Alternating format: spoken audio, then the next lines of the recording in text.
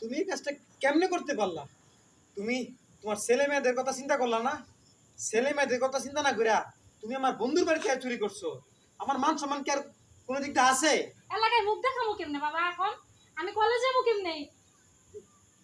মারে, আমি এমনই একটা বাবা, তোর একটা স্মার্টফোন কিনে দিতে পারি না, তোর একটা মোটর সাইকেল কিনে দিতে পারি না, সবার মতো ভালো ব্র্যান্ডের জামা কাপড় পরাইতে পারি না। আমি এতই অসহায়, আমি কি করবো? আমিও তো বাবা, আমারও তো একটা মন আছে, আমারও তো মন চায় আমার সন্তানদেরকে আমি ভালোভাবে সাজাই, সব পূরণ করে দেই। বাবা, আমি নিরুপায় হয়ে এই কাজে বাধ্য হয়েছি।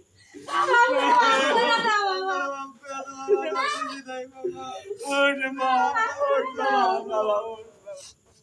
তোমরা আমাকে ক্ষমা করে দাও বাবা, বাবা, আমার ক্ষমা করে দাও।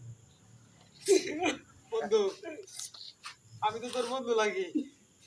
আমার বন্ধুর তোর খাতিরে আমি আমার বাবার হইয়া তোদের কাছে হাত পা তুইরা ভিক্ষা চাইতেছি।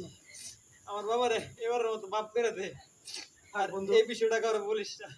ও জানি ভাই, জনি ভাই অনুতপ্ত, মাফ করে দেন আপনি। আসলে আমরা দুই ভাই বোনেরই বোন। অনুতপ্ত বন্ধু, ভুলটা বাবা আমারই ছিল। হচ্ছে আমাদের চাহিদা মেটানোর জন্য এই পাপ কাজটা করছে। আমার বাবার কোনো দোষ নেই জনি ভাই, আপনি মাফ করে দেন। বন্ধু আসলে কি, ভুলটা আমারই ছিল। আমি যদি আমার নতুন বাইক দিয়ে তোর একটু না দিতাম, তোর অপমান না করতাম, তাহলে তুইও তোর বাবার সাথে এমন আচরণ করতি না, আর তোর বাবা আজকে আমাকে বাসা চুরি করতো না।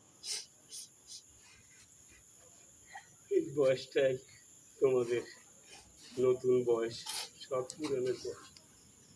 আসলে কি বাবা, সমর্থ না থাকলে সব পুরা করা